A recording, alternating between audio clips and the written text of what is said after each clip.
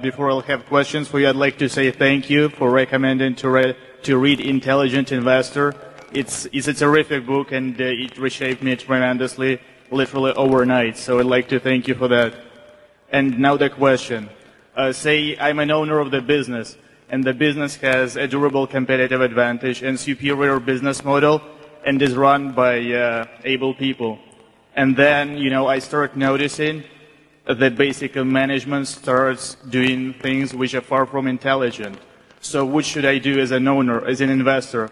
Should I try to tell them how they should run the business, or should I just sit back and do nothing? Because superior business model should overcome poor management. That's the first question. And the second question is how important is nominal experience in the business of investing? And by saying nominal, I mean the number of the actual time you've been in the business, as opposed to real experience that also includes experience you acquire from, say, Ben Graham or you or Peter Lynch when you read books. So those are the questions. On your first question, did you assume that you had control of the business, or you just owned a marketable security? Yes, if I own, say, 20% of marketable securities. Well, the situation you described is not hypothetical in the first case. And I would say that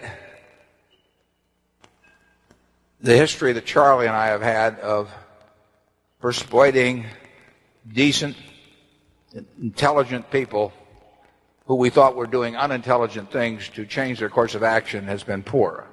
Would you agree with that, Charlie? Worse than poor. Yeah. So I would say that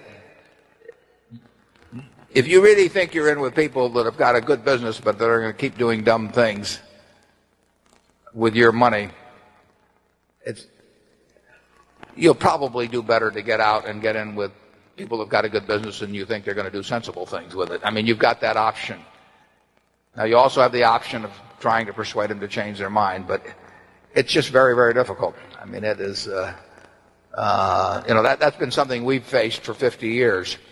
And initially we faced it from a position where nobody even knew who the hell we were or anything of the sort. But so we've acquired a certain stature over time, perhaps, in talking on the subject, and we've written on the subject, and we still don't get very far. I mean, when people want to do something, they want to do something. And they didn't rise to become the CEO of a company to have some shareholder tell them that their most recent idea is dumb. I mean, that is just not the type that gets to the top. So I would say that as a matter of investment technique, and maybe as a matter of, avoiding stress in your life and all of that sort of thing, that and dealing with smaller quantities of stock so it's easier to sell and buy and all that sort of thing. I would say that it's better to be in with a management you're simpatico with than simply to be in a great business with a management that's bent on doing things that don't make much sense to you. Charlie? Well, I certainly agree with that.